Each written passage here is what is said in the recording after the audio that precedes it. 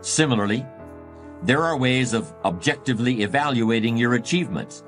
Most people don't take advantage of them as often as they should, but they're available nonetheless. For example, you can put together a financial statement in order to determine your net worth. You can hire an appraiser in order to learn the market value of your house. You can compare where you were 10 years ago to where you are now in order to determine the degree of progress you've made in your life. As I've tried to explain, achievement depends on character in the same way that a successful drive to the grocery store depends on knowing when to apply the brakes and when to step on the gas. But how can you know if your character is in good enough shape to get you where you want to go? To continue the metaphor we've been using, there are ways of discovering whether you still know how to drive without having an accident. I believe there are ways of evaluating the strength of your character that are almost as clear as the depth of tread on a tire or the amount of gasoline in the tank of an automobile.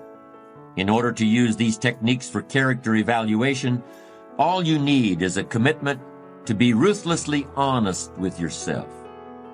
At first, that kind of ruthless honesty may include a little bit of pain, but once you accept the fact that character is basic to achievement, you'll gladly pay the price. Just as the gas gauge of a car indicates full and empty, with several demarcations in between, you can learn whether your character has enough fuel to get you to your life's destination. You can learn to tell whether you're on full or empty or somewhere in between.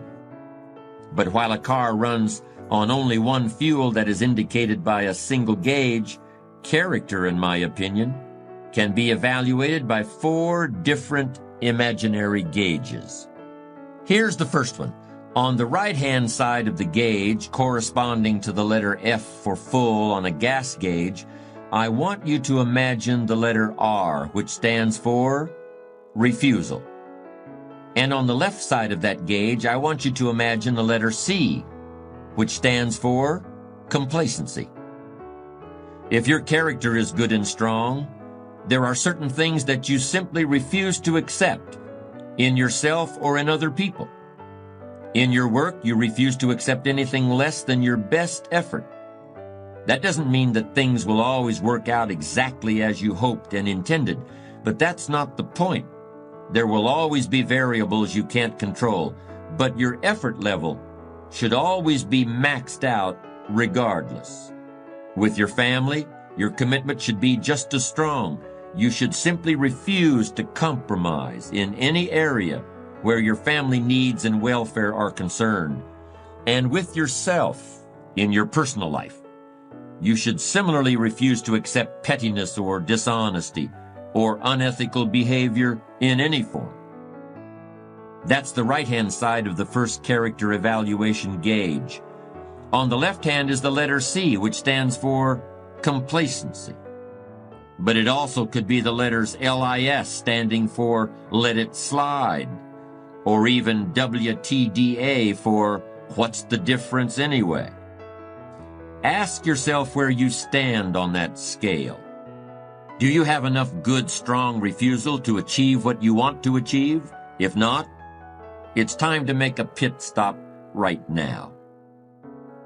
The second character rating gauge has the letter D on the right, and on the left is the letter M.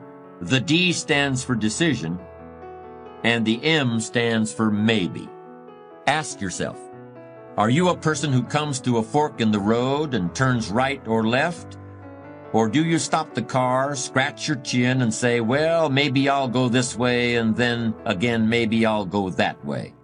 And in the end, you go nowhere. Think about the big issues that are facing you in your life right now. It could be that you want to leave your job and start a business of your own. It could be that you want to get married. In any case, are you the kind of person who comes to a decision and puts it into action? Or are you someone who says, well, maybe, but then again, maybe not? Now imagine a gauge with a W on one side and an A on the other side. The W should be in bright red or orange, while the A should probably be a dingy green or pale yellow. That's because the W stands for want, as in, I want it now, or I want it real bad, or I want it so much I'll do whatever it takes to get it.